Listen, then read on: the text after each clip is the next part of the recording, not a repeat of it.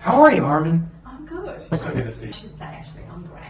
Oh, yeah? Why do you seem great? Because this time of year, there's so much happening in terms of professional development space, like conferences and meeting other business owners that are in the same boat as me and just Great. taking it all in. What's been your favorite conference? I've just come back from a Women in Business conference on the Gold Coast. Oh, nice. Yes. Nice place. Yes, and that was amazing. And now we have Profit Con starting tomorrow, so hopefully they'll be the next one. Yeah. So you came armed with some questions, it looks Yes, like. I have. So I'll start off by saying thank you and welcome to the Money First CEO, where we believe if you put your money first, the rest will follow. Best podcaster ever. I love it. Thank you. And I know we've only got a short amount of time, so I've done some rapid fire style questions to try and get as much value as we can out of it. And the goal from the podcast is they're short episodes with one takeaway to move the needle in the right direction for business owners. So let's go. What's the number one money mistake you see business owners make that keeps them stuck and overwhelmed? They think that you grow a business by spending more, and it's such a mistake. There's a confusion. A lot of business owners say that they're scaling their business when they're growing a business, and I want to differentiate those. Scaling is where you grow an organization by removing the resources or refining the resources, so it takes less input.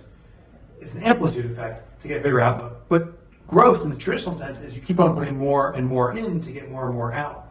Most business owners think they're scaling when they're actually growing. They keep on inserting more and more. They keep on incurring expenses. And so what they say is, I'm not profitable, but if I grow a little bit more, if I sell just a little bit more, I'll be successful. But when they sell a little bit more, they need to incur expenses to support that. Yeah. And they say, well, maybe next go around. And I see businesses hit $1 million and they're not profitable. They say, well, maybe it's $2 million. They hit $2 million, not profitable. And 3, 5. I know businesses doing tens of millions that's not profitable. Yeah. And it's absurd.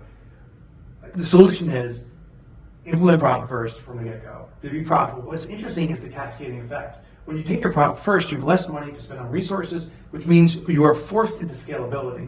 How do I use a scant amount of resources to amplify the outcome I want? Yeah. Fewer things done right is what scaling is. Yeah, I was talking to a lady and she said, my business was doing so well, but I lost track of my expenses and all of a sudden I wasn't as profitable as I was when I started. Isn't that crazy? Yes, and I was like, you need profit first. And she goes, oh, how would that make a difference? I said, well, you'll be alerted earlier. You're not going to have as much money that you used to transfer, and that'll be the first sign that, something's not working.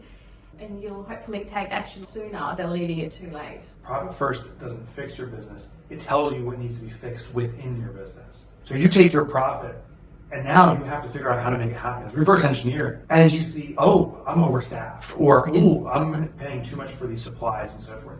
And to your point, Marnie, you can make hard decisions before you're forced into it. You're exposed to hard decisions now, and your business will be healthy, as opposed to many business owners that don't take profit, but that decision is still going to have to happen when you're going out of business or in a very dark spot. Yeah. So for someone who's overwhelmed and cash is tight, what's the simplest way to start implementing profit first? Well, I think there's 2 ways. So if you're going solo, the best way to start is by a slow version of implementation. If I'm by myself and I want to become profitable, I allocate 1% of my income to a profit account.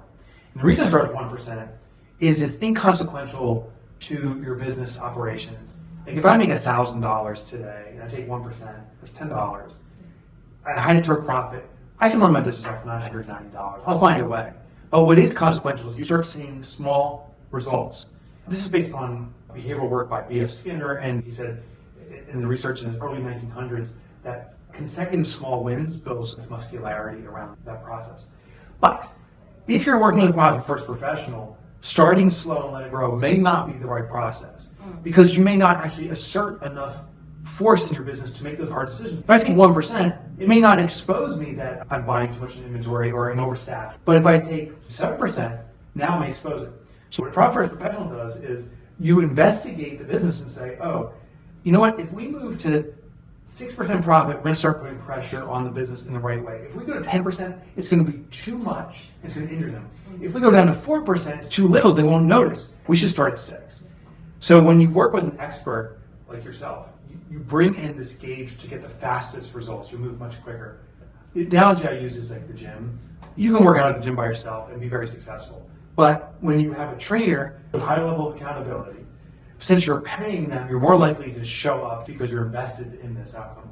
They're going to show you exercises that give you results, but won't injure you. If you go alone, you may overdo it, you may underdo it. The people who go to a gym without a trainer, the fall-off rate is massive. I think it's something like over 70% of people that join a gym won't show up again.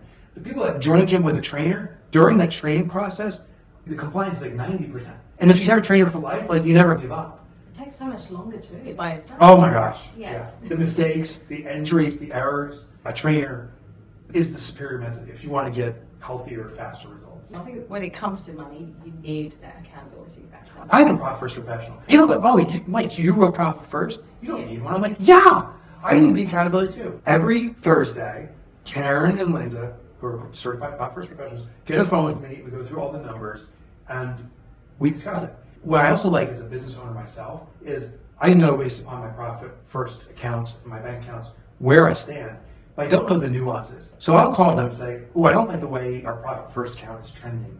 What is the indicator of this? They say, oh, the profit margins have dropped in this area or whatever. They give me those nuanced parts that I would never look at on my own. Yes. And that's why it's a great partnership. And plus, you probably don't have time to get all the numbers. And as business owners, it's the same. You're out there working, you don't have time. Oh, no, I'm not good at it. It's not my thing. Well, that's another thing I hear all the time. I'm just not good with numbers, so I'm just going to ignore it. Right, that's wrong. To ignore it. Yes. To say you're not good with numbers is appropriate. Find someone that loves to go through the numbers, and now you have a great partnership. Another question I do get from clients is how much money you need in order to start Profit First. Like, fine, I can go and open the 5 core accounts, but I've only got $1,000 and what to do. Yeah. I know the answer, but I'd like to Yeah. hear you. If you have $1, you have enough. Yes. Profit First is a percentage-based system. And I think the resistance, people say, well, I need to make profit before I take profit. Yeah. And I think there's a misunderstanding. The reason we do Profit First is it tells you how to structure your business.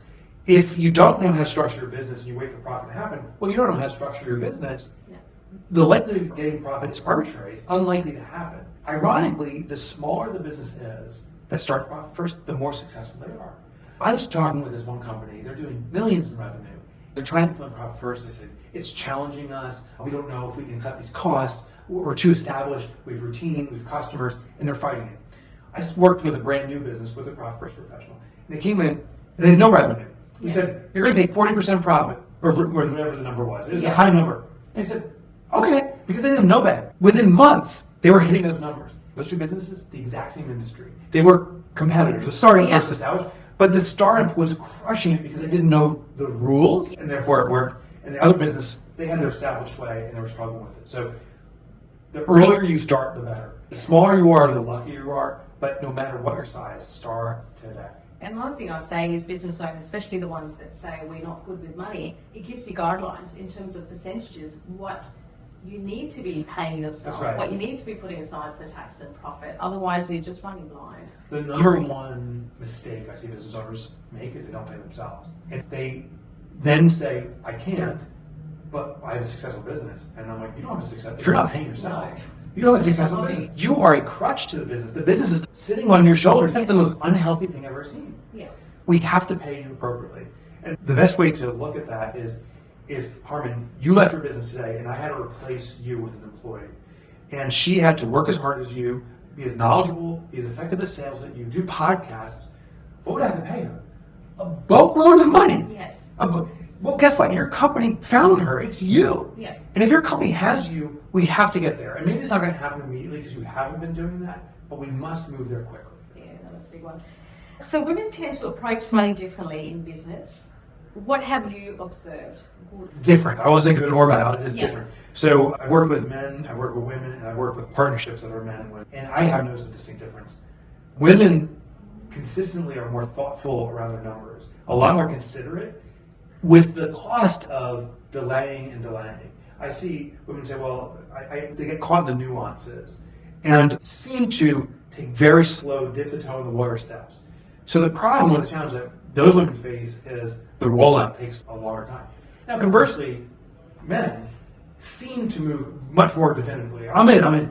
But the problem is, there's no thought or calculation, and they do numbers that are harmful to the business. So women, as a generality, don't start soon enough. Men do it to too much of an extreme. Both are hurting themselves. I wish we could combine the man's decision to move and the woman's thoughtfulness, and we'll nail it. And the funny thing is when you see partnerships between men and women, like, oh, that will work. It doesn't work. One takes the dominating position every time. Like the woman's like, I'm going to run this, and the guy's like, okay, and then there's conflict. Or the guy runs it, and the woman doesn't. And there's conflict. So I found the best is bringing an outside expert. And bring in the expert that will complement what you're doing. If you're a fast driver and you just go, get someone that will bring the thoughtfulness so you don't make a mistake. If you're someone that's very thoughtful, get someone that's going to put a firecracker in your butt and move. Yes. That was my next question as to how women can become more profitable and financially resilient. Yeah, but really, don't try to change who you are. If you're you, find that partner, particularly someone that's not emotionally attached to your business. That's why I'm an outside expert. My coach, my business, my first professional, most people are outside of my business. They have a vantage point without emotion, but they fill the gaps, my weak spots. Yeah. So if you're slow to reach a decision to serve your business, that is indicative of thoughtfulness. But at a certain point, it's going to hurt you. Bring in that person that's going to push that along. It frustrates me too.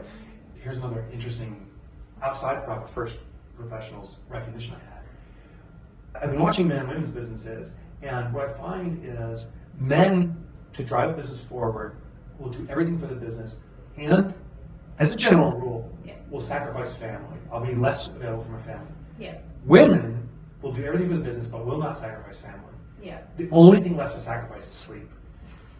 So there's burnout. Burnout. More women sacrifice their physical health through sleep predominantly to support a business. Men will sacrifice the relationship with their family. I'm not saying either one is healthy, but women that are doing that are putting themselves into an early grave. Do not sacrifice your sleep. Build a business that is profitable. I'd rather have a smaller business that's fiscally healthy than a big business that's driving me to lose my mind. I've been there. Last year, I pulled the brakes and said, look, kids are young, they need me.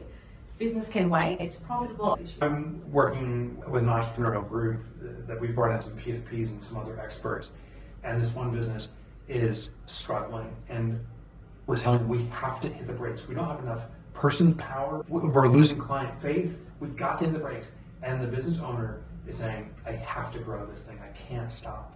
It's almost an addiction. And they're killing their business as a result. It's tough to observe. Pumping the brakes sometimes is the smartest thing you could do. Yeah, that definitely worked for me. So if listeners forget everything else about this conversation, what is the one thing that you'd like them to take away?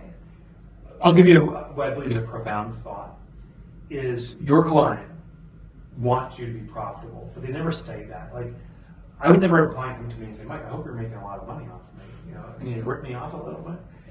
But what clients do say is, they'll say to you, I want your undivided attention.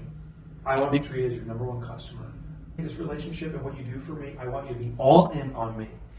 All those things say you need to make enough money that you're not panicked and worried. Yes. You have to be fully attentive to me, and the only way to do that is by being financially stable. I want everyone listening to this is you have a responsibility to be profitable. Your clients want you to be profitable. Yeah. And no, you don't need to brag about your profit, but when you are profitable, you can be all in on serving your clients fully. Yes. We nailed it. Thank you for having me on your show. I appreciate it. Thank you. I really appreciate your time. We only had a short amount of time, but I think we have jam-packed a lot of value. Looking forward to sharing it with the audience, and I will share the work and resources. Thank you. Thank you. That's it. Cool. Thanks, Mike. Thanks for hanging out with me on Money First CEO. If you got value from this episode, hit subscribe, drop a 5-star review, and share it with someone who's building their business too. All the goodies are in the show notes, and you can find me on socials for more tips and tools to help you. And if you loved hearing from today's guest, or you're excited to hear more inspiring stories and expert insights, make sure you're following so you can never miss an episode. Until next time, keep putting money first and the rest will follow.